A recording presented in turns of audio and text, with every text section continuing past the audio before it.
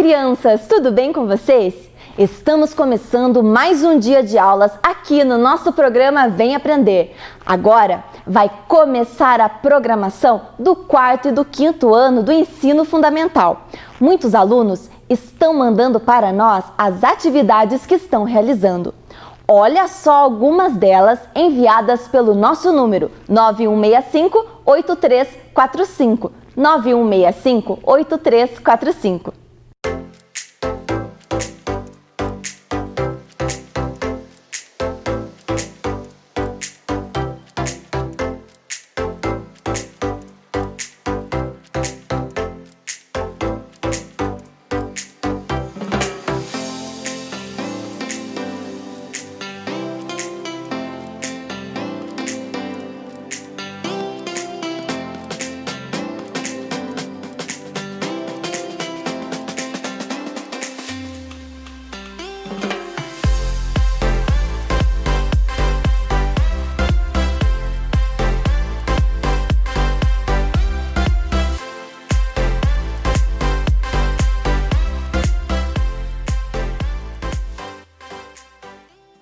Muito bom! Sabemos que estudar pela TV ou internet não é o mesmo que na escola.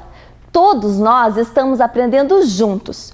Por isso, continue firme em seus estudos. Leia muito e realize os exercícios colocados no site ou enviados pelas escolas. Pais, lembrem-se de retirar as atividades dos nossos alunos conforme os comunicados da sua escola ou CEMEI.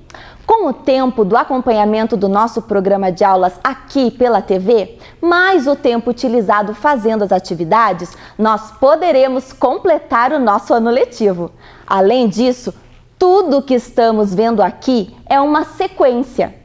Este conteúdo será continuado lá na escola, assim que nós pudermos retornar para a sala de aula. Nossas professoras estão preparando as aulas com muito carinho e de acordo com o currículo de cada ano para enfrentarmos juntos essa pandemia. Ela não pode atrapalhar o nosso aprendizado. Fique com a gente todos os dias. Agora, pegue seu caderno, lápis e outros materiais. Estão preparados? Então, vamos começar! Fique agora com as aulas do 4º e do 5º ano do ensino fundamental.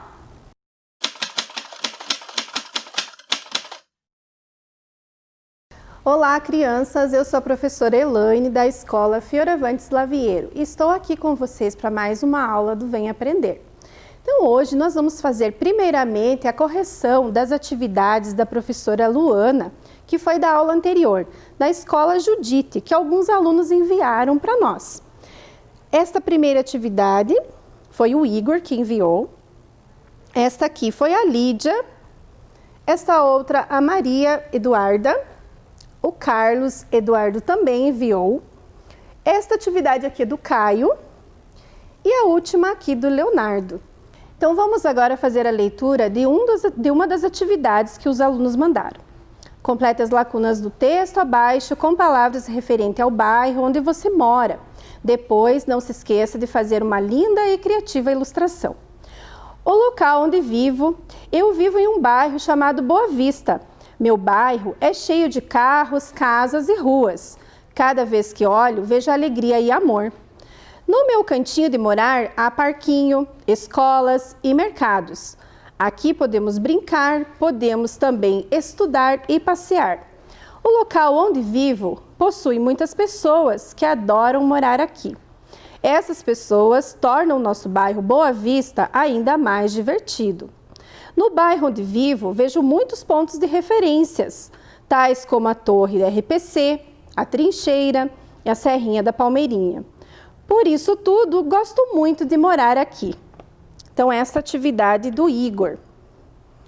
Agora nós vamos para a nossa aula de Ciências Humanas, sobre a pré-história. Então, aqui nós temos o nosso objetivo de hoje, que é identificar os processos de formação das culturas e dos povos.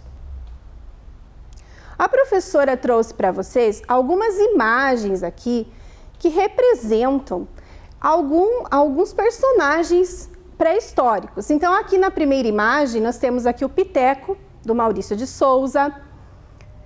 Temos aqui nesta imagem os Flintstones, né, que também é um desenho animado, mais antigo.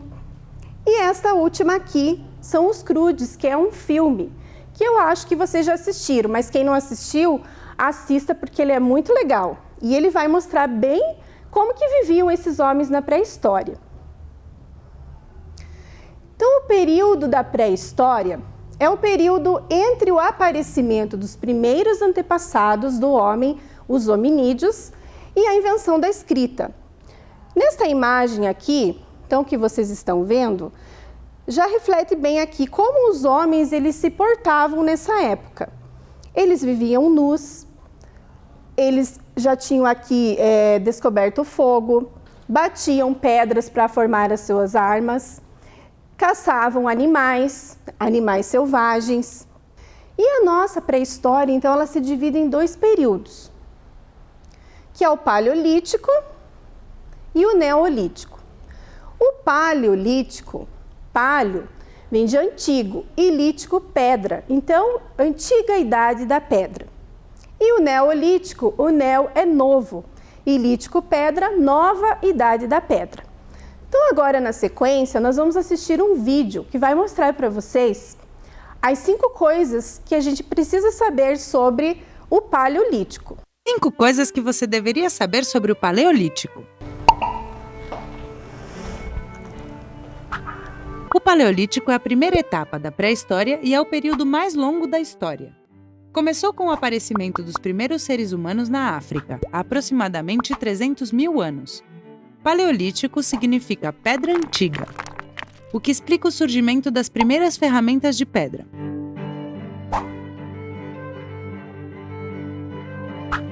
Durante o Paleolítico, os seres humanos se organizavam em tribos, pequenos grupos de 20 a 30 pessoas que moravam em cabanas ou em cavernas naturais. Eram nômades, ou seja, não viviam em um só lugar. Eles se moviam para diferentes zonas em busca de pesca, caça e outros alimentos. Em outras palavras, eram caçadores e coletores. Entre os pratos favoritos deles estavam os frutos silvestres, os veados, os bisontes e os mamutes. No Paleolítico, eles já realizavam cerimônias para pedir para a natureza abundância de alimentos. Sim, eles adoravam o sol e a chuva. Outro aspecto muito interessante é que eles enterravam os mortos e faziam rituais funerários. Uau! Parece que os primeiros homens já tinham crenças.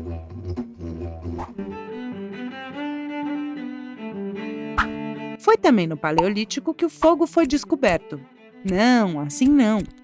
Parece ser que após uma tempestade através de um raio, o fogo apareceu de maneira fortuita. Mais tarde, os primeiros homens aprenderam a acendê-lo de 2 formas diferentes, raspando um pau em um tronco ou batendo uma pedra na outra. O fogo foi muito importante para que os membros das tribos pudessem estar aquecidos durante a noite e no inverno. Além disso, podiam cozinhar e saborear alimentos muito mais gostosos.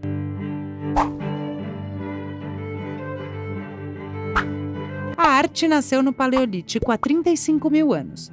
Agora eu acho que você está se perguntando: existiam museus pré-históricos? Não! As primeiras pinturas rupestres apareceram nos tetos e paredes das cavernas onde viviam. Isso mesmo, era um elemento decorativo. Eles gostavam de ter a casa bonita. As pinturas representavam cenas de caça como esta que você vê na imagem. Não é incrível que elas continuem existindo até hoje? Elaboravam a pintura com água, terra, sangue e plantas e se usavam os dedos ou pincéis para pintar.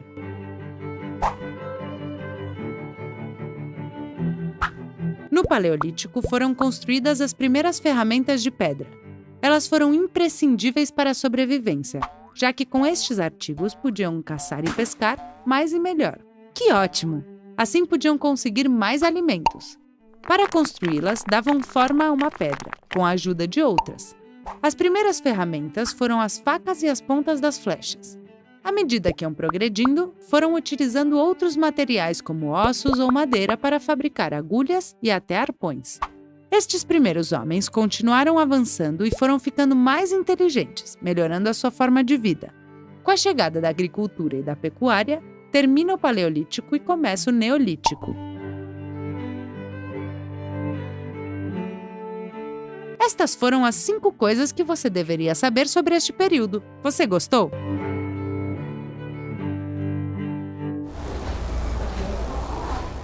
Então, crianças, espero que vocês tenham gostado do vídeo. Aqui no Paleolítico, então, ou Idade da Pedra, nós temos aqui primeiro os nômades. Os nômades, eles eram grupos humanos que viviam em constante mudança, então eles não tinham moradia fixa. Se mudavam sempre, constantemente. Eram caçadores e coletores. Nessa imagem aqui também, vocês já podem perceber, né, que eles estavam caçando animais selvagens. Eles eram muito fortes. Já na sequência, nesta outra imagem aqui, de grande importância no Paleolítico foi o domínio do fogo, onde o homem começou a utilizar o fogo. E o fogo era muito importante nessa época, porque ele servia para aquecê-los à noite, para afugentar os animais perigosos e também para preparar os alimentos. Aqui, como vocês estão vendo, existem crianças e eles estão preparando os alimentos, né? A caça que eles já tinham caçado anteriormente. Nesta época aqui, nesse período paleolítico, as pinturas rupestres, elas também eram muito importantes e elas existem até hoje. Os homens pré-históricos, eles registravam os acontecimentos do seu dia a dia nas paredes das cavernas. Então, existiam aqui os desenhos, né? Existem ainda esses desenhos, quando eles estavam caçando, quando estavam matando os animais, eles faziam o registro. Como eles caçavam esses animais? Então, aqui eles tinham instrumentos que eram feitos de pedra lascada. Então, essa pedra era mais rústica, porque eles batiam uma na outra, e assim eles construíam seus instrumentos para a caça e para a sua defesa. Agora, crianças, nós vamos ver o vídeo sobre o Neolítico, o período Neolítico, que é uma das divisões da pré-história. 5 coisas que você deveria saber sobre o Neolítico. A pré-história é dividida em 2 grandes eras, que são a Idade da Pedra e a Idade dos Metais. O Neolítico é a última etapa da Idade da Pedra. Começou com o surgimento da agricultura e da pecuária. Neolítico significa pedra nova. Isso explica a aparição de ferramentas de pedra muito mais elaboradas do que no Paleolítico.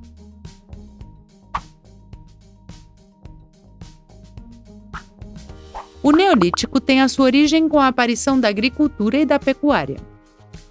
Neste período, os seres humanos começaram a domesticar animais como as cabras, as ovelhas e as vacas, das que podiam obter carne, leite e peles para se agasalhar. No Neolítico, também começaram a cultivar a terra para conseguir alimentos, semeando distintos cereais como o trigo ou a cevada. Por este motivo, deixaram de ser nômades e viraram sedentários. Já não precisavam se locomover para buscar alimento, eles tinham tudo o que precisavam para sobreviver nas suas aldeias.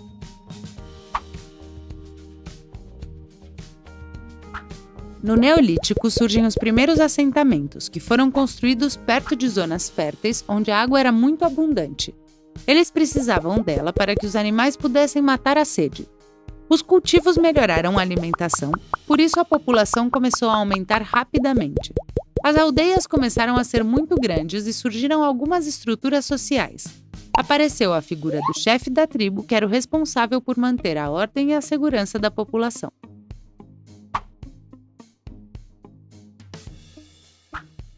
No Paleolítico foram construídas as primeiras ferramentas de pedra que foram melhorando durante o Neolítico.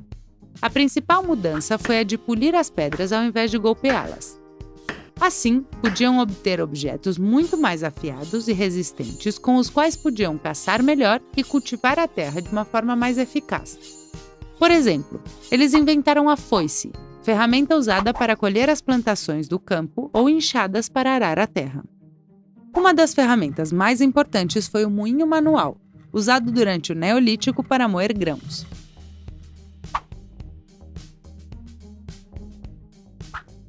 Este período foi marcado por uma invenção muito importante, a roda, que serviu para facilitar as tarefas agrícolas. Chegou aos nossos dias e é impossível imaginar a vida sem ela, você não acha? Outras grandes invenções também apareceram, como o tear, que levou à fabricação dos primeiros tecidos. Após esta descoberta, as primeiras velas de navio foram feitas para navegar usando a força do vento. Os habitantes do Neolítico também são conhecidos pela descoberta e fabricação da cerâmica. As primeiras construções megalíticas também aparecem, possivelmente servindo para enterrar os mortos e adorá-los. As aldeias foram crescendo e seus habitantes começaram a usar metais para melhorar as tarefas do dia a dia. Com a chegada dos metais, o período neolítico termina e a idade dos metais começa, uma nova era da pré-história. Estas foram as 5 coisas que você deveria saber sobre este período. Você gostou?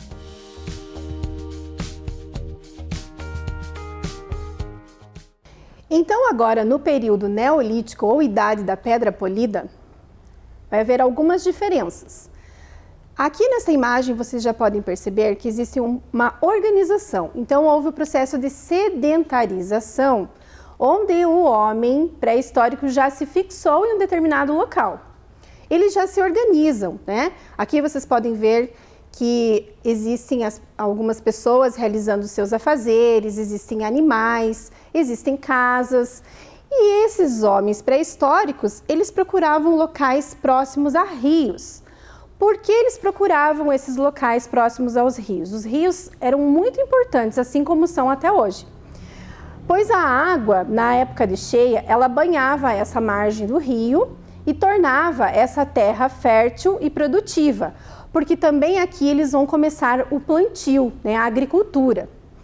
Atraía também animais para caça e eles utilizavam a água para beber e também dar de beber os seus animais. Então aqui vocês podem ver uma imagem também, né, dos homens aqui trabalhando. Já existe aqui o plantio dos alimentos. E os instrumentos desse período, eles se modificaram. Agora a pedra era polida, eles foram melhorando, né? Os instrumentos já estão melhor organizados e melhorados. Diferente do Paleolítico, onde eles lascavam somente as pedras batendo uma na outra. Neste período de muita importância, houve a invenção da roda, que nós vemos até hoje, né? O que seríamos de nós se nós não tivéssemos a roda. Nós vemos a todo momento aí na cidade, né? Os carros. Também a invenção da cerâmica, né? O descobrimento, onde eles fizeram lá os potes, os utensílios, também permanece até hoje. O tear, né? Que é para fazer os tecidos, porque no Neolítico o homem já começou a usar algumas vestimentas, diferente também do Paleolítico, quando eles viviam mais nus. E aqui a professora trouxe uma imagem para vocês de uma pedra polida, para nós compararmos com a atualidade, né? Que hoje nós podemos encontrar as pedras polidas nos pisos e algumas decorações de nossas casas, como pias e granito, mármore. Então agora a professora vai ler para vocês algumas frases e eu quero ver se vocês realmente prestaram atenção. Então, os grupos humanos que se fixavam em determinados locais, sendo esses principalmente próximos a rios para a utilização da água e para atrair animais, pois isso facilitava a caça. De quem que eu estou falando? Eles se fixavam agora. De quem será que eu estou falando? Da sedentarização, né? Então, eles já se fixavam em algum lugar. Agora aqui, grupos humanos que mudavam constantemente de lugar. Então, não tinham moradia fixa, caçavam e coletavam alimentos da natureza. De quem que a professora está falando aqui? Vou dar um tempinho para vocês pensarem. Quem é? Nômades, isso mesmo. A próxima. Servia para aquecê-los, para afugentar animais e preparar os seus alimentos. De quem que eu estou falando? Do fogo. A última frase, então. Usavam para registrar acontecimentos de seu cotidiano, pintando nas paredes das cavernas. Então, a última, né, que é a pintura rupestre. A professora trouxe aqui uma atualidade. Então, existem aqui no Brasil, no estado do Piauí, vestígios históricos de pinturas rupestres. O Parque Nacional da Serra da Capivara, que foi declarado pela Organização das Nações Unidas, pela Educação, Ciência e Cultura Unesco em 1991, Patrimônio Cultural da Humanidade, por causa do seu valor histórico e cultural. Então, aqui nós temos algumas imagens do Parque da Serra da Capivara. Nesse local, a arqueóloga Niede Guidon e sua equipe conduzem um projeto de proteção e preservação das centenas de pinturas rupestres e vestígios cerâmicos, objetos de pedra lascada e polida e ossos. Então, essa arqueóloga aqui, ela tem uma equipe que ela faz, né, essa pesquisa nesse sítio arqueológico e já foram descobertas várias coisas, inclusive um crânio dos antepassados. Então, aqui ela está mostrando, né, nesta imagem aqui, as pinturas rupestres que estão nas paredes das cavernas desse parque. Então, o Parque Nacional da Serra da Capivara, ele foi criado em junho de 1979. Nele existem muitas representações de arte rupestre feita por aqueles que habitavam a região há milhares de anos. Segundo a pesquisa dela, há mais de 50 milhões de anos. Esse parque ele já existiu, né? E algumas das pinturas nas cavernas datam essa data comprovada de até 12 mil anos. Esse parque tem uma curiosidade que fica para vocês pesquisarem lá. Existem lá muitos animais, inclusive um macaco prego. E ele representa até hoje o mesmo movimento e batidas que o homem pré-histórico fazia. Então, ele pega as pedrinhas e bate uma na outra, fazendo o mesmo movimento que os homens pré-históricos faziam. Então, fica para vocês darem uma pesquisada e ver os macaquinhos lá do Parque Nacional da Serra da Capivara. Aí, a professora agora trouxe para vocês uma tarefa muito legal. Eu vou mostrar para vocês aqui. Então, essa tarefa é para vocês representarem uma pintura rupestre das cavernas. Então, o que vocês vão precisar? A prof até trouxe aqui para vocês verem, ó. É um filtro de café usado. Então, a professora, depois que fez o café, pôs para secar, né? Deixei secar bem, tirei o excesso do café. Aí, vocês vão recortar e vão fazer assim, ó, num caderno de desenho ou numa folha de chamex, vocês vão fazer a representação da caverna. Então, vai ficar como se fosse a parede, cortar em pedacinhos e ir colando. Depois, com canetinha, vocês vão fazer um desenho representando a pintura rupestre. Pode ser um animalzinho, o que vocês escolherem. Essa atividade vai estar lá no site da Secretaria de Educação, assim como também tem outras atividades lá para vocês realizarem. E não precisa imprimir. Quem não tiver pode copiar numa folha do caderno ou em um caderno que vocês estejam fazendo suas atividades. Mas outra coisa, eu quero que depois de pronta, vocês tirem uma foto dessa atividade aqui, peçam para a mamãe tirar e enviem para nós que nós vamos postar aqui, tá? Então, crianças, hoje foi a nossa atividade sobre pré-história, a nossa aula, né? Espero que vocês tenham gostado e até a próxima!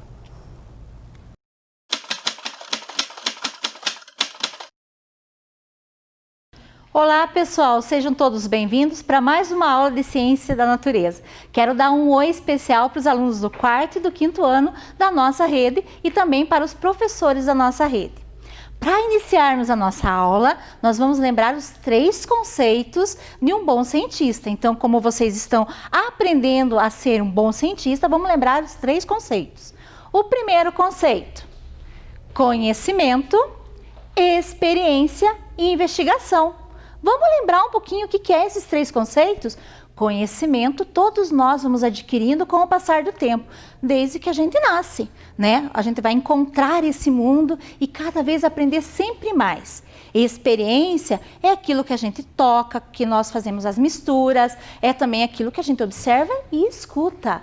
E a investigação é todo aquele processo de análise que nós vamos fazendo sobre tudo aquilo que a gente já aprendeu e já conheceu. Falando em conhecimento, na aula anterior, com a professora Kelly, vocês estudaram um tema muito importante, que também faz parte das medidas preventivas. Qual o tema era? Muito bem, quarto ano! O tema era sobre a dengue. Vamos relembrar um pouquinho mais sobre a dengue? Para relembrar, nós vamos lembrar as tarefas que estão no site da SME. Uma dessas questões é onde e quando surgiu a dengue. Vamos lá? O mosquito transmissor da dengue é originário do Egito, na África, no final do século XV e durante o século XVI, no período das grandes navegações, chegando à América por meio de navios que traficavam escravos. Relatos mostram que a primeira epidemia de dengue no continente americano ocorreu no Peru. Nossa, mas faz tanto tempo assim que a dengue começou a existir e principalmente que ela surgiu? Sim, ela surgiu lá na África, num outro continente oposto ao nosso. E ela veio de lá junto com os navios que traficavam escravos. Essa parte da história, nós, como seres humanos, temos que ter cuidado para que ela nunca mais se repita. É um momento muito triste da nossa história. Mas o que importa agora para a gente estudar? Como que esse mosquito veio nos navios? Naquele período, não se tinha esse hábito de higiene que nós temos agora. Então, eles iam lá, né, juntavam as coisas deles, né, pegavam tudo que tinha ao seu redor, por exemplo, um barril, colocavam no navio, não verificavam se ele estava limpo ou não. E naquele barril, às vezes, tinha um acúmulo de água. E aquele acúmulo de água poderia vir o quê? Junto. E isso mesmo, as larvas do mosquito, que iam se reproduzir durante a viagem. E com aquele acúmulo de água, a falta de higiene nesses navios, o mosquito da dengue ia se reproduzindo. Qualquer poça de água dentro do navio se tornava uma grande piscina, né? Então, tinha o mosquito e eles não se preocupavam com a higiene. Passava do continente africano até o americano, ele ia vindo fazendo essa viagem. Chegando aqui, descarregava as mercadorias e ao descarregar as mercadorias, também não se preocupava com os hábitos de higiene. Então, vamos pegar aquele exemplo do barril. O barril estava ali, as larvas do mosquito estavam, eles iam se reproduzir, olhava ali, né, uma pocinha de água. Para se reproduzir numa pocinha de água no continente americano, é apenas um voo, né? Ele pegava, o mosquito ia ali e, de novo, depositava suas larvas naquela pocinha. E assim ia se reproduzindo. Então, durante essa viagem, como eles não tinham esse hábito de higiene, acontecia isso. O mosquito ia se reproduzindo até chegar à América. Hoje, os nossos viajantes, que são os caminhoneiros, eles se preocupam muito com os hábitos de higiene. Então, a higiene, veja como que mudou durante a história. Antes, eles não se preocupavam com esses hábitos. Para eles não era importante. Agora, sim, todo mundo se preocupa com os hábitos de higiene. Então, isso dificulta o quê? A proliferação do mosquito da dengue. Então, é essa a nossa preocupação, sempre ter hábitos de higiene. E na América, que é o nosso continente americano, a primeira epidemia de dengue aconteceu no Peru, no século XVI. Mas, professora, e no Brasil? Muito bem, quinto ano, boa pergunta. Quando que aconteceu a primeira epidemia de dengue no Brasil? A primeira epidemia de dengue no Brasil, ela vai ocorrer, o seu primeiro registro em 1685, também no século XVI, no Recife, Pernambuco. Então, ali, naquele momento, eles não entendiam direito o que estava acontecendo. E começou as primeiras epidemias. O hábito de higiene, como a professora já falou, ele era muito precário. Eles não tinham esse hábito de cuidar, de ver, de verificar que se reproduzia nas poças. Então, com o tempo, eles foram melhorando isso daí, para evitar o quê? A proliferação do mosquito. Continuando a revisão da nossa aula, o que é dengue? Vamos lá, quinto ano, me ajuda a lembrar. Isso mesmo, dengue é uma doença causada por um vírus que entra no corpo humano por meio da saliva liberada pela picada do mosquito fêmea do Aedes aegypti, infectado pelo vírus. Nossa, a dengue é uma doença causada por um vírus? A dengue é a doença. O vírus ela é liberado pela saliva da fêmea do mosquito Aedes aegypti. Pense só. A saliva, ela é muito pequena, né? Quando o mosquito pica uma pessoa, a pessoa nem sente que ele está picando. E nem todo mosquito que pica uma pessoa é um mosquito da dengue. É só um mosquito da família da Aedes aegypti, né? E é muito importante a gente saber o seguinte: o mosquito Aedes aegypti só se torna transmissor a partir do momento que pica uma pessoa que esteja com a doença, isto é, uma pessoa infectada. Então, ele só é transmissor da doença a partir do momento do vírus, né? A partir do momento que ele pica uma pessoa e essa pessoa está infectada. Vamos lá, pode me continuando aí, me ajudando a relembrar a aula anterior que foi feita pela professora Kelly. Vamos lá? Qual é a melhor forma de nos prevenirmos contra ela? Qual que é a melhor forma que nós temos para nos prevenir contra a dengue? Vamos lá, quarto ano, me ajude. Mantendo os ambientes limpos sem água parada. Muito bem. Quando a professora começou a falar dos fatos ali que aconteceram na história, o que era o maior inimigo nosso para a prevenção da dengue? Os ambientes sujos, que acumulavam o quê? A água parada. Então, nesse momento, quando a gente vai lá, verifica se não tem ambiente com água parada, nós estamos mantendo aquele ambiente limpo. Vamos ajudar um pouquinho a professora a lembrar um pouquinho mais a aula anterior? Vamos lá? A tarefa. Então, a professora Kelly propôs uma tarefa para vocês aqui pela TV, que era você realizar em sua casa ações de prevenção contra a dengue. Vamos lá? Vamos relembrar? Olha, que legal! Aqui nós vemos uma menina que está colocando o quê? Isso mesmo, areia nos pratinhos das plantas.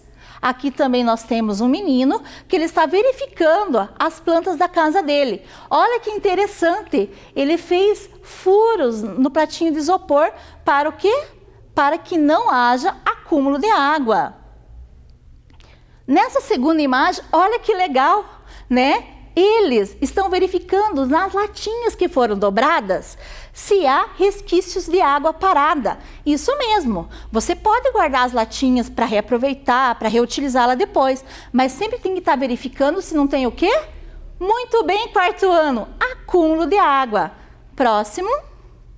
Olha aqui, elas verificando no quintal de casa, virando a água acumulada num copinho e num outro recipiente. Isso mesmo, sempre que tem algum recipiente no ambiente, o ideal é virar ele para que não acumule a água e ali aquele recipiente fique protegido contra a dengue. Próximo. Olha que interessante, ela fez o processo de investigação, anotou passo a passo da aula da professora Kelly para o quê? Para analisar, para fazer o processo de investigação e cada vez aprender sempre mais. Por isso o ideal é que você durante essa aula fique anotando cada detalhe, né? Sempre no seu caderninho, para o quê? Para a gente poder fazer a análise do processo de investigação. Nós não somos cientistas, não estamos aprendendo a ser cientista? Então é assim, nós vamos aprender a ser cientista dessa maneira. Agora, olha aqui, ele também está mostrando todo orgulhoso a sua plantinha protegida com o seu pratinho ali cheio de areia. Olha o orgulho dele. É isso que nós temos que fazer em casa, sempre nos prevenindo contra a dengue. Aqui, as duas meninas, uma está virando os litros, né? Ou as garrafas também, vocês podem virar com a boca para baixo. E aqui no pneu também verificando se não há acúmulo de água. Muito bem. E agora, mais uma tarefa que nós tínhamos lá no site da SME. A vacina contra a dengue? E agora, quinto ano, há ou não há vacina contra a dengue? Existe, contudo, ela está distribuída apenas em lugares em que se registram muitos casos de dengue. Como assim? A vacina contra a dengue, ela só é distribuída em locais que têm muitos casos de dengue, não é? E é recomendado para as pessoas que já tiveram um dos tipos de dengue. Lembrem lá da outra aula que a professora Kelly explicou, que são 4 tipos de dengue? Então, se a pessoa teve um tipo, é aconselhável que ela tome essa vacina para que não tenha os outros 3 tipos e ela fique protegida. Mas a gente tem que lembrar o seguinte, os nossos cientistas, né, que pesquisam sobre vacina, eles estão sempre pesquisando. E o objetivo deles não é só imunizar aqueles que já tiveram a doença, que é a dengue, mas sim todas as pessoas, para que ninguém esteja com o risco de ter a dengue, ou seja, que todo mundo esteja imunizado. Vamos continuando a nossa aula. Quais os lugares que estão sendo mais afetados com a dengue? Nossa, essa questão é muito ampla. Para isso, nós temos que pensar em termos de Brasil, né? O nosso país. No nosso país, nós temos casos de dengue na região norte, em São Paulo, no Rio de Janeiro. Nós também temos casos de dengue em Minas Gerais e, claro, no Paraná. E agora, para responder essa questão, nós vamos ficar focados aqui no Paraná. As regiões do Paraná que mais têm casos de dengue são Londrina, Maringá, Paranavaí e Campo Mourão. Ponta Grossa não tem, professora? Tem sim. Por isso que é fundamental que todos nós vamos lá verificar o nosso quintal, virando potes, né? Virando tudo que a gente tem ali, verificando se não há água parada. Continuando, relembrando a nossa aula anterior. Nossa, esse é um desenho que tinha lá no site também para a gente procurar o quê? Os locais que tem risco de ter o quê? As larvas da dengue e fazer com que o mosquito, né, se reproduza. Vamos lá, prestando atenção? Qual que é o primeiro lugar? Isso, a caixa d'água destampada. Vamos lá, quinto ano, segundo. Isso, muito bem, os pneus. Quarto ano. Isso, as garrafas ali que estão com a boca para cima. Quinto ano. Isso, as latinhas, que elas estão abertas, né? E uma está no chão, que ela pode ter o risco mesmo, pode ter uma dobra ali de ter água acumulada. Quarto ano. Isso, os pratinhos das plantas. Então, vamos encontrar quais lugares que tinham, né, a água parada nesse desenho. Vamos lá? Caixa d'água, pneus, garrafas, latas e pratinhos nos vasos. Só que nós temos que lembrar uma situação que não apareceu naquele desenho. Qual situação? As calhas ou qualquer objeto que possa acumular água também pode ser o quê? Um possível foco de dengue. Ou seja, pode ser que se a gente deixar a água acumulada num canto assim da nossa casa, pode ser que seja um local que se possa proliferar a dengue. Por isso que nós temos que ter o que sempre em mente? A prevenção. E a prevenção sempre é o melhor remédio para qualquer doença. Nós estamos aprendendo isso. Continuando nossa aula, vamos lá, vamos pensar agora que a professora sempre falou em questão de prevenção. Anotem aí, prevenção, cuidar do ambiente. Anotaram? Então agora nós vamos para o objetivo da nossa aula. Vamos ver qual que é o objetivo da nossa aula? Entender como acontece o efeito estufa. Nossa, mas o que é o efeito estufa? Vamos levantar as nossas hipóteses? O que é o efeito estufa? Pense aí em casa. Estão pensando? Vamos lá, quinto ano. Mande a sua hipótese para mim. É alguma coisa que aquece. Efeito estufa, é algo que aquece. Tem relação, quarto ano. Tem a ver com calor. Efeito estufa, calor. Vocês estão indo bem. Vamos levantar mais uma hipótese. É alguma coisa no ar. Efeito estufa, calor, algo no ar. Pode ser. Mais uma hipótese. Passa na TV. Passa na TV. Muitas vezes a gente já ouviu falar na TV do efeito estufa. Vamos lá, quinto ano. Mais uma hipótese? Tem a ver com o clima. Efeito estufa tem a ver, será, com o clima? Nós temos aqui 5 hipóteses. E agora, como que nós vamos entender todo esse efeito estufa? Para isso, hoje, a professora trouxe para vocês essa casa. Olha que linda essa casa. Estão vendo aqui? Essa casa, ela está fechada, né? Todo mundo saiu cedo, foi trabalhar, né? Agora, nesse momento, vocês estão, às vezes, com alguém que está cuidando de vocês, não é? E a casa ficou fechada o dia todo. Claro, já amanheceu o dia, o que aconteceu? O sol, né? Tem hoje um dia de sol. E o sol está o quê? Mandando os seus raios solares para a casa. Então, durante todo o dia, os raios estão o quê? Aquecendo essa casa. Aquecendo, aquecendo. E daí? O que será que vai acontecer? Vocês chegaram no final da tarde, já está no pôr do sol. A mãe chegou, vocês chegaram, o irmão chegou, todo mundo chegou na casa. E a mãe resolveu o quê? Abrir a porta. Ao abrir a porta, ela chegou lá na casa e falou: nossa, que calor, que casa abafada, que forno que está aqui. Também, né? Ficou fazendo sol hoje, o sol estava muito forte o dia todo e ela começou a abrir o quê? As janelas de casa. Ela abriu a janela, ela abriu a outra janela para refrescar um pouquinho mais. O que aconteceu nessa casinha? O sol, na hora que ele estava aquecendo, né, ele concentrou uma temperatura aqui dentro dessa casa. Né? Quando vocês chegaram, a sensação térmica que estava aqui dentro dessa casa era de muito calor.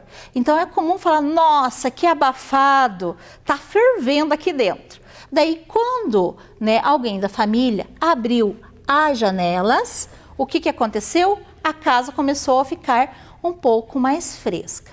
Mas professora Dirce, o que tem a ver o efeito estufa que aconteceu, que acontece no planeta com esse exemplo que você está dando com a casa? Vamos fazer essa relação aqui. Nossa, agora nós temos uma imagem e nós vamos explicar o que tem nessa imagem. Me ajude lá, quinto ano. O que tem nessa imagem? Muito bem, é uma imagem que representa que nós estamos vendo o espaço, né? Essa parte aqui representa as estrelas, o espaço. Lá no canto, muito bem, quinto ano, nós temos o sol. Quarto ano, muito bem, vocês estão bem espertos. Aqui nós temos o planeta Terra, pelo menos parte dele, não é? Aqui nós temos os oceanos, nós temos a parte da vegetação, na parte em verde. Isso, quinto ano, muito bem. Tem umas nuvens, acho que vai chover. Será que é chuva? Olha o indicativo ali, gases do efeito estufa. Então não é chuva, né? É outra situação. Muito bem, quinto ano. Boa pergunta. O que aquele termômetro está fazendo ali? Nós vamos descobrir, vocês vão me ajudar analisando. Vocês estão fazendo as anotações. E agora? E essa parte branca que tem ali? O que é essa parte branca? Em quarto ano, o que é essa parte branca?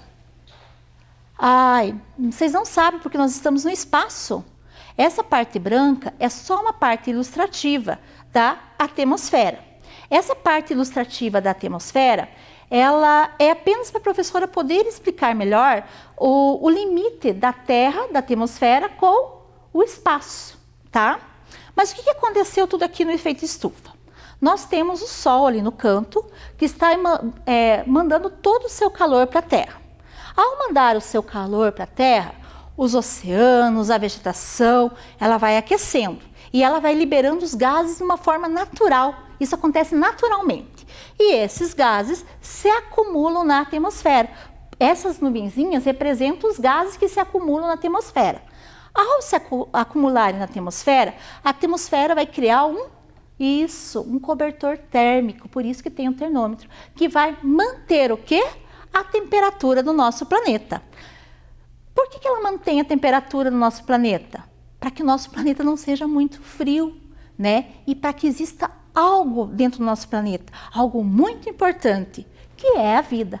Então, o Sol, quando aquece a Terra, os oceanos e as vegetações liberam esse gás do efeito estufa. Esses gases, que é naturalmente liberado, né, pelo aquecimento, eles vão fazer um cobertor térmico na atmosfera, que vai manter a temperatura da Terra, para que exista a vida dos animais, das plantas e também dos seres humanos. Que interessante, não é? Mas como que nós podemos compreender bem essa questão do efeito estufa como efeito natural? Vamos lembrar os 3 pontos que a professora explicou para vocês naquele desenho. O efeito estufa é um efeito natural. mantém o equilíbrio térmico no planeta e é fundamental para a vida na Terra. Mas como que ele acontece?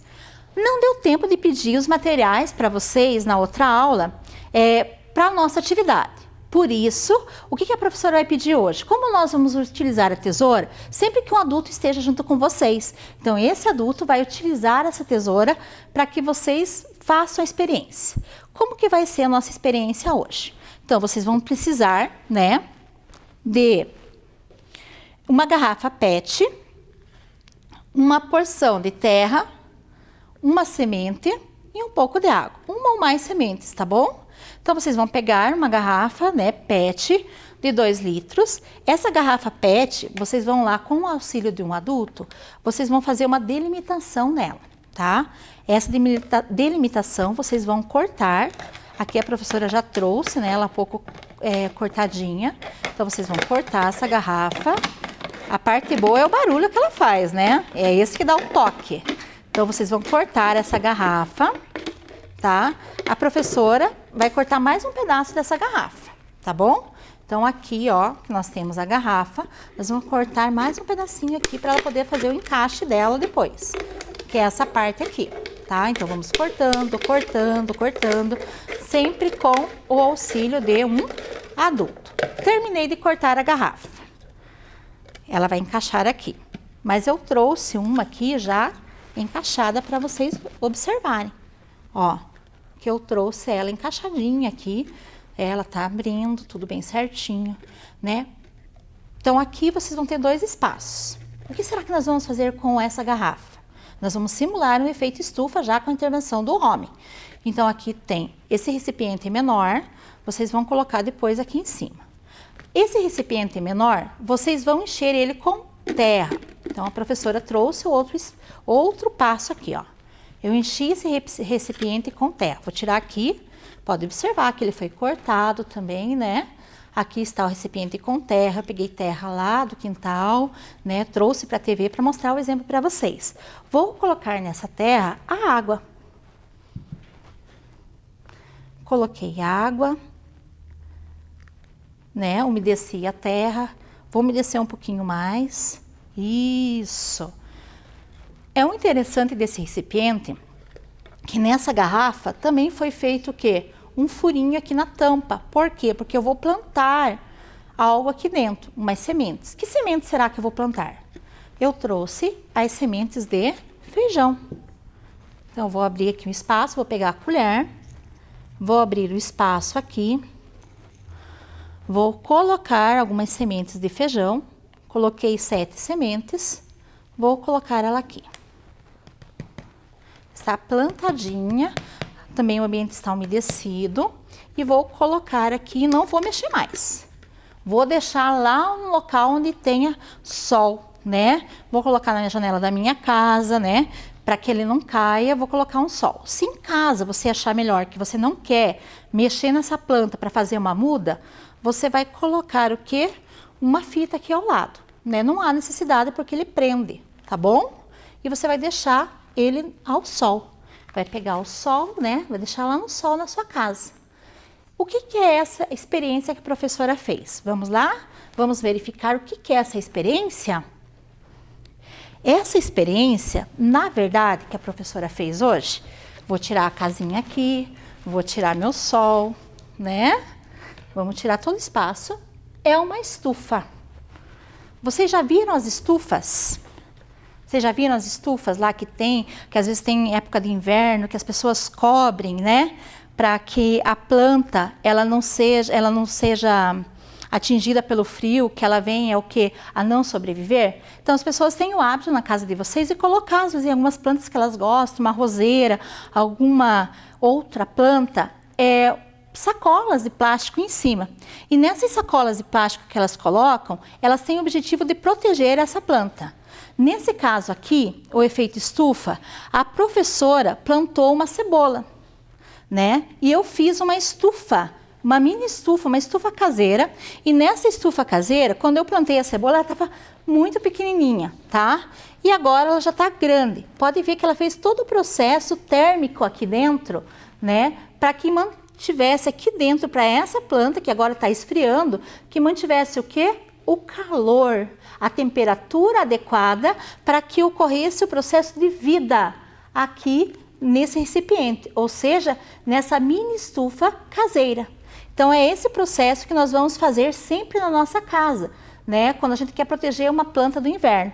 É a mesma coisa aconteceu com a terra. O que aconteceu com a terra? A terra, quando ocasiona o efeito estufa, ela vai se manter aquecida para que haja vida. A estufa, quando eu faço no inverno, é que eu quero manter aquela vida, aquele recipiente de vida, por mais tempo. Por isso que eu faço estufa. Eu quero aquela plantinha, eu quero proteger a temperatura daquela plantinha para que ela não venha a sofrer. Tá? Então agora, vamos continuar a nossa aula para ver se vocês realmente compreenderam o que é o efeito estufa. Pense e responda. Vamos lá, quinto ano. O efeito estufa é um efeito, pensa lá, natural ou causado pelo homem? Vamos lá, quinto ano. Natural, muito bem.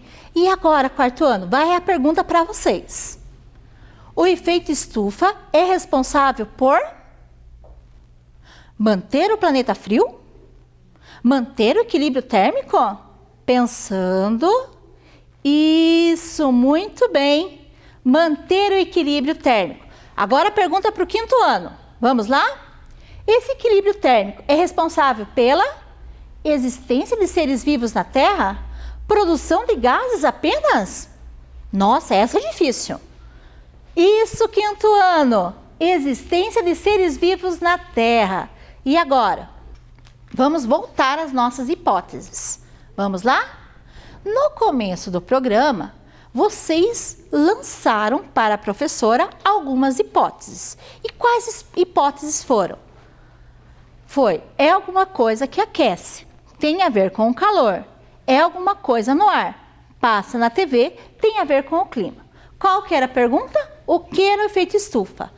Vamos confirmar realmente se essas hipóteses estão corretas? Vamos lá? O que é o efeito estufa? É um fenômeno natural que mantém a temperatura da Terra para a existência da vida. Então, durante as hipóteses que vocês levantaram, vocês falaram o seguinte: é alguma coisa que aquece. Realmente, o efeito estufa tem relação com o aquecimento da Terra. Quando o Sol, né, ele está sobre a Terra, não é? Ele está aquecendo essa Terra. Então, ele tem relação realmente com o aquecimento da Terra. A segunda hipótese tem a ver com o calor, realmente. Tem a ver com o calor. Esse calor, que é emitido pelos raios solares, eles mantêm a temperatura da Terra para que haja o quê? Espere, aguarde, segura ali um pouquinho, né? Tem alguma coisa no ar? Sim. Todo o calor, né, que é emitido pelo Sol sobre a Terra, sobre os mares, os oceanos, o rio e a vegetação, eles fazem subir o quê? Alguns gases até isso mesmo, a atmosfera. E esses gases na atmosfera mantêm o quê? Espere e aguarde a resposta. Segura ali, quarto e quinto ano. Passa na TV. Também, vocês já ouviram muito passar na TV, em documentários, em filmes, e tem a ver com o clima. Isso aí, tem a ver com o clima, porque temperatura e clima, ó, estão alinhados. Então, tem a ver com o clima. Agora, vamos ver o que realmente é o efeito estufa. É um fenômeno natural que mantém a temperatura da Terra para a existência da vida. Que legal! Vocês estão, com o passar do tempo, adquirindo cada vez mais conhecimentos, até pelos programas que vocês assistem pela TV. E vocês têm agora, né, a análise e a investigação que o efeito estufa é um efeito natural que mantém a temperatura da Terra para a existência da vida. Então, se há vida na Terra, o efeito estufa é aquele que vai manter a temperatura da Terra, né? E agora, vamos comprovar se nós atingimos o objetivo dessa aula. Vamos lá, atingimos o objetivo dessa aula ou não? Quarto e quinto ano, me responda. Entender como acontece o efeito estufa. Então, vamos retomar aqui. Nós começamos a nossa aula, não é? O quê? Isso mesmo, fazendo um exemplo do efeito estufa, eu vou tirar aqui, né, para ficar uma visualização um pouquinho melhor, né. Aqui, nós fizemos uma reprodução do efeito estufa que acontece com o aquecimento da nossa casa, né. Antes de você chegar em casa, nossa casa vai ter o quê? Ela toda fechadinha? Isso mesmo, ela vai manter o calor. Então, quando ela mantém o calor, nós estamos o quê? Mantendo a temperatura dentro da casa, para que quando a gente chegue, abre a porta, abre a janela, ainda exista um calor, uma temperatura, né, que possa manter a nossa casa quentinha, né, mesmo em época de inverno. Por mais que a casa fique um pouquinho mais fria, o efeito estufa ele acontece dentro da nossa casa. Depois, a professora fez a seguinte experiência. Né, atividade de experiência. Eu plantei, não é? Aqui junto com vocês, falei, indiquei, né, os objetivos e fiz o quê? Muito bem, a estufa natural. Ou seja, eu fiz eu plantei as sementes de feijão numa garrafa PET que foi cortada para o quê? Para manter o calor aqui dentro de uma estufa que nós podemos fazer em casa.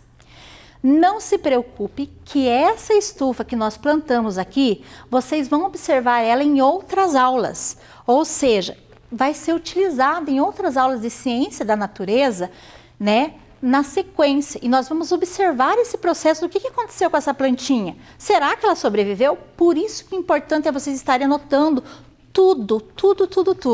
Por quê? Porque vocês vão observar esse crescimento e se realmente essa estufa deu certo ou não.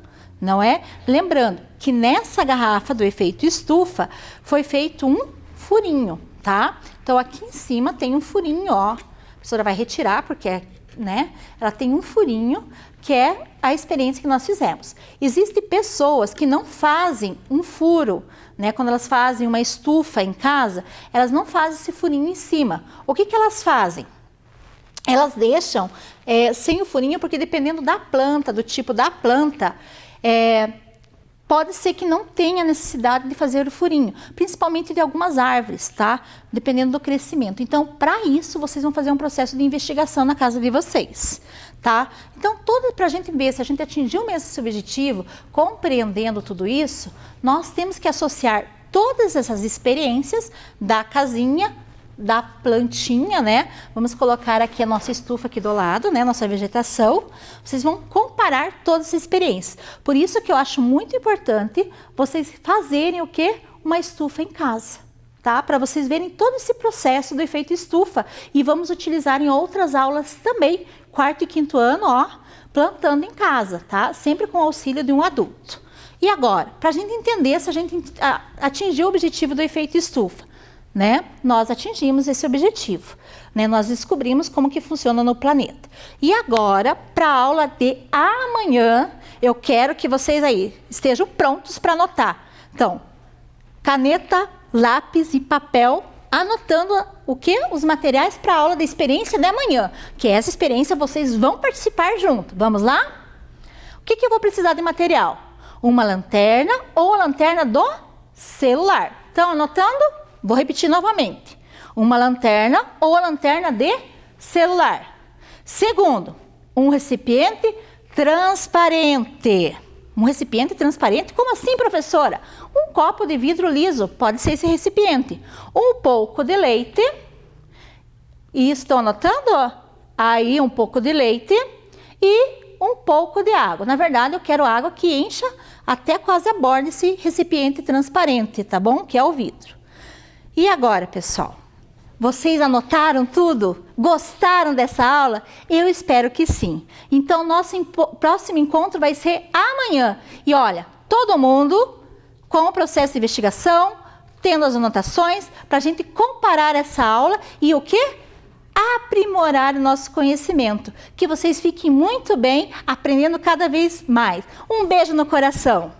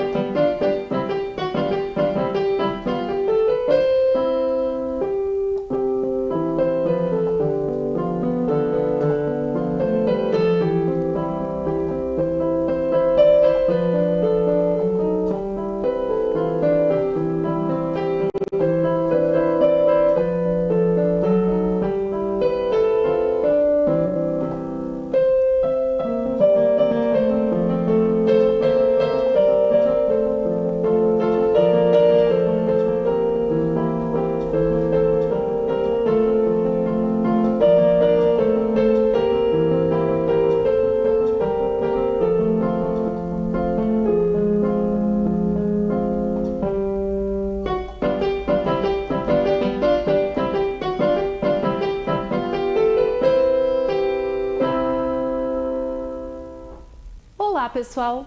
E aí, gostaram da música? Já descobriram qual será o tema da nossa aula hoje?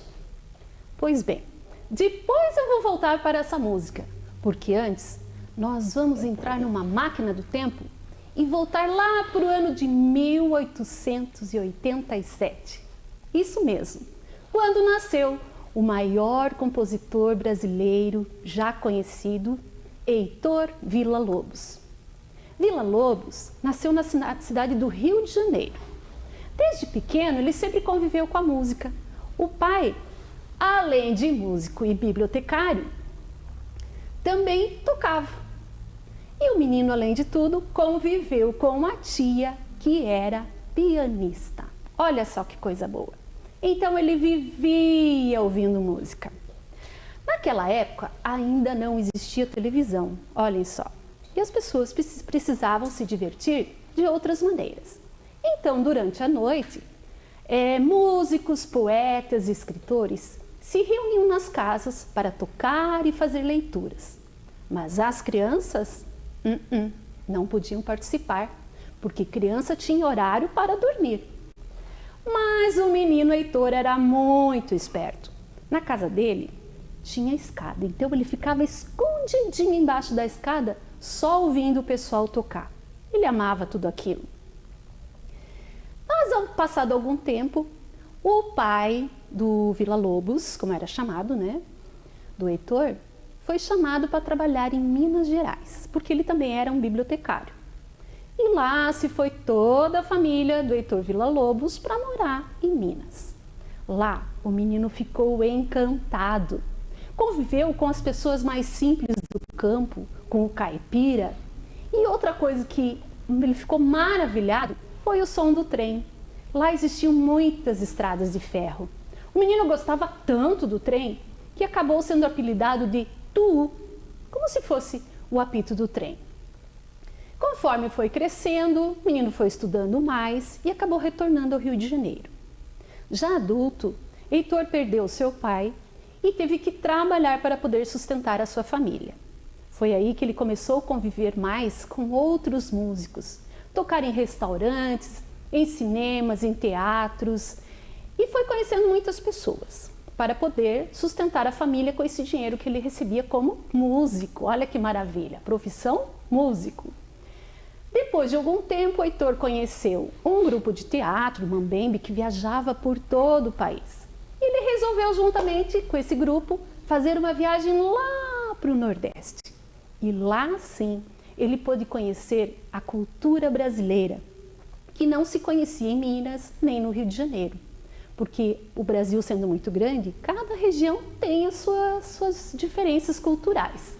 E lá ele entrou em contato com as músicas, com as cirandas, com o folclore local do povo. Depois disso, ele retornou para o Rio de Janeiro, mas como ele nunca foi muito reconhecido, ele acabou indo morar na França. Então, com seus estudos na França, ele cresceu muito, conhecendo outros artistas. Foi aí que sua mente se abriu e ele conseguiu compor muitas e muitas músicas, inclusive as cirandas cirandinhas. Olha só, cheguei aonde eu queria. Vocês perceberam essa música? Eu vou tocar mais um trechinho para vocês ouvirem.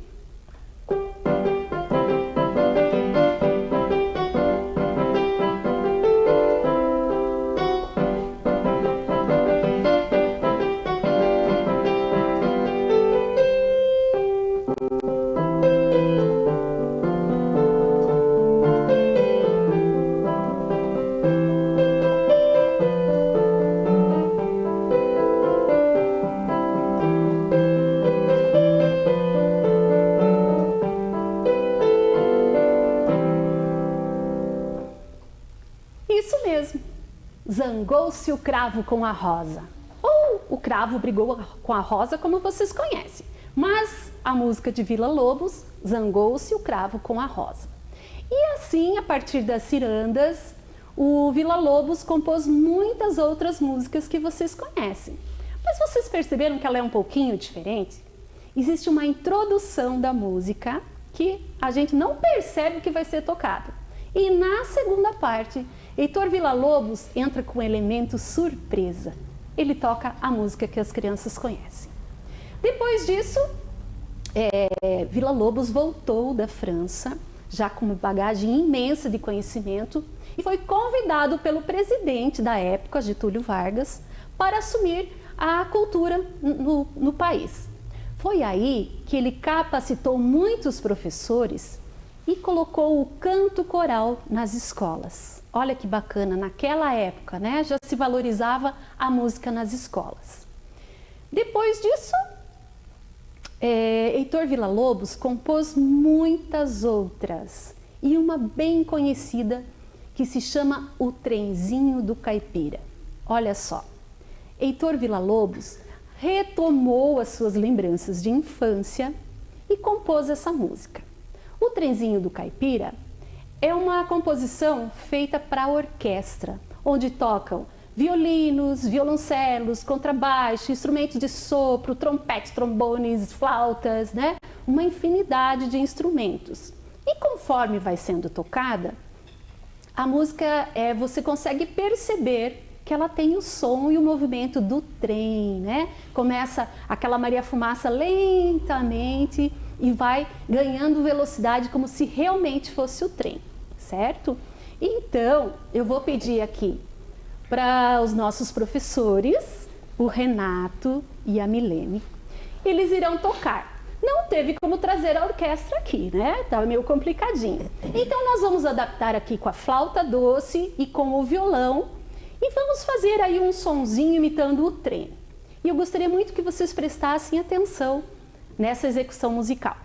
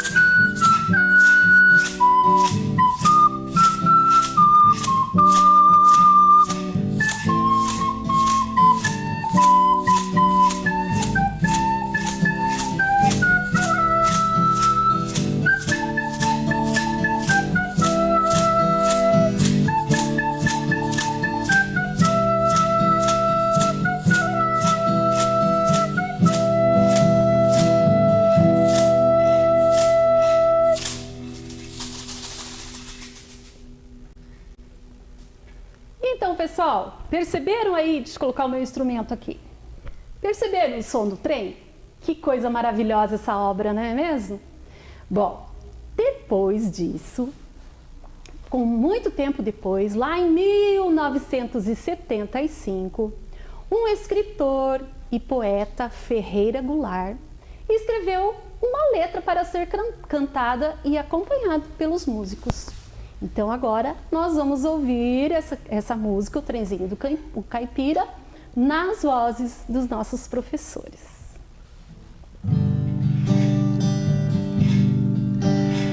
Lá vai o trem com o menino, lá vai a vida rodar, lá vai ciranda e destino, cidade e noite a girar. Lá vai o trem sem destino, pro dia novo encontrar. Correndo vai pela terra, vai pela serra, vai pelo mar, cantando pela terra do luar, correndo entre as estrelas do luar, no ar, no ar.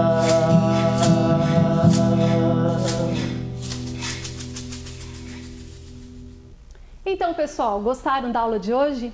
Villa-Lobos é realmente incrível, né? Ele fez muitas outras composições. Foi o primeiro a divulgar e se preocupar com a música brasileira, música clássica genuinamente brasileira. Então, eu convido vocês, para quem tem acesso à internet, a pesquisar mais sobre Villa-Lobos. Ele tem músicas lindíssimas que você vai conhecer vai gostar e vai se identificar. Até mais, pessoal. Tchau!